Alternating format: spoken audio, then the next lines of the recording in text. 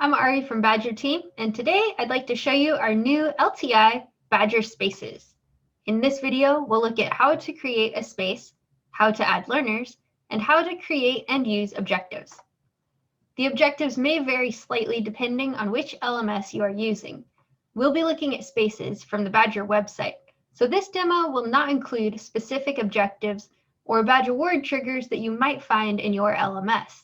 However, all the features available from the Badgr website will be available when using Badgr Spaces in your LMS. Badgr Spaces is designed to work with many different LMSs, so check out our knowledge base at support.badgr.com to learn more about how you can incorporate Badgr Spaces into your LMS. As Badgr Spaces becomes available to more LMSs, we will update our knowledge base with instructions. Let's begin. The first step you're going to take is to create your space. Spaces can be created and used within the Badgr website or in an LMS after the Badgr LTI has been installed. Once you've logged into your Badgr account, select the Issuers tab from the top navigation bar, and then scroll down until you find the issuer you would like to use in your space. Select the issuer, and then select the Spaces tab. Next, click the Create Space button, and we can enter a name for a space.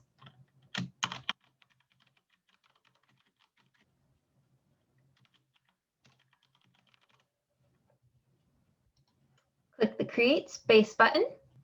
When you first enter your space, you will be in the Progress section. It's really empty here right now, so we'll come back to this later when we've added more to our space.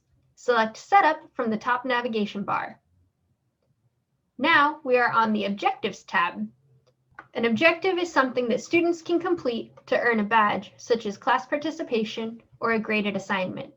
This space doesn't have any objectives yet, so we can click the Create Objective button to add one. The default objective type is a manual objective. A manual objective is a badge that is manually awarded within the space. If Badgr Spaces is placed in an LMS, then there might be additional Badgr word triggers specific to the LMS, such as course completion or a submitted assignment. You can find more resources about integrating spaces with your specific LMS in our knowledge base. From the drop-down menu, you can choose a badge that is already associated with this issuer to assign to this objective, and this will be the badge that students earn when they complete the objective. You can also create a new badge by clicking the box with the ellipse, and you can either edit the badge or click the Create a New Badge button. You can assign leaderboard points if you have a pro account. Otherwise, the badges all have the same value. You can optionally enter a criteria for the badge. When you're done, click Create Objective. Now we're back on the Progress page. You can see the objective that we just added to our space right here. We can see that no progress has been made on this objective yet. Let's add some learners to our space. We're going to select Setup from the top navigation bar and then the Learners tab. You can add a single learner by clicking Add Learner or select Bulk Import to upload a CSV file. If you're not sure how to format a CSV file, you can download the sample template and see an example to match your formatting. Upload your file.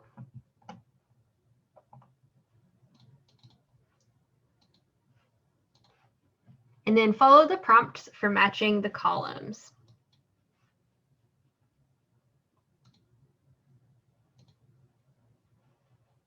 Click Next. And then finish when you're done.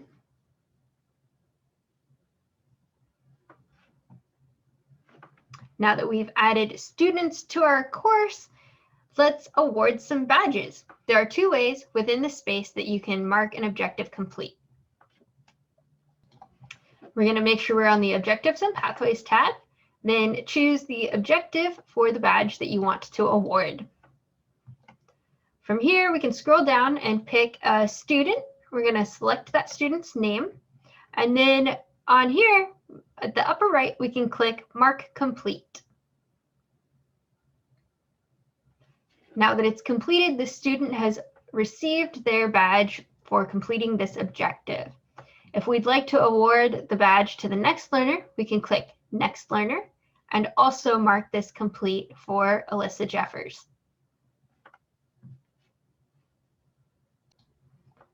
By selecting the learner and marking the objectives complete from this page, we're able to scroll through each learner in our course and mark them complete to award badges.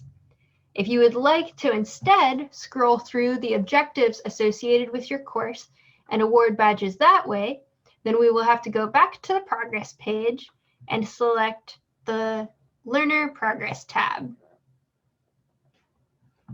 From the Learner's Progress tab, you're going to select the Details drop on the right, then click the objective. This will bring you to a similar page to when we marked the objective complete before. We can mark this objective complete for Anna Wakefield. And the difference this time is that if we click the next button above the completion button, then it'll move us to the next objective rather than the next learner. So this way, if you have one student who has earned all of the badges for the course, you can scroll through each objective to award all of the badges. I can mark this complete. And now Anna has received this badge. From this page, I can also revoke badges from students. If I mark this incomplete for Anna, then it will ask me if I'm sure that I want to mark this objective incomplete, because marking it incomplete will revoke the badge award. If I continue, it'll finish loading. And now I can see that the Mark Complete option is there, which means that Anna does not currently have this badge award. Let's go back to the progress section and see how our students are doing. You may need to refresh your browser to allow it to update. There we go, and it looks like 3 out of 63 students have earned the Strategic Planning badge. We did revoke the 1 badge of Every Voice is Heard, so it makes sense that there are no students who have currently earned this badge. If we go to the Leaderboard tab, then it is automatically disabled by default. So with the options, we can choose to display the leaderboard, and we can decide if our students are going to have aliases rather than their real names, and we can allow learners to decide if they wish to choose their real names. I'm going to update our decisions. And now we can scroll down, and students will get to see this also and be able to see who has earned which badges in this course. You can tap the arrow on the right to see how many points the objective is worth and when the student completed their objective. To exit your space, you can select the issuer's name, or you can use the drop menu from the Badgr icon to go back to your personal space. And that is how to create a space, add an objective, add learners, and mark an objective complete. Thank you for joining us, and we hope you enjoyed today's video. If you have any questions about Badgr Spaces or any of our other services, you can find lots of helpful information in our knowledge base at support.badgr.com, or you can contact us for assistance at support@badgr.com.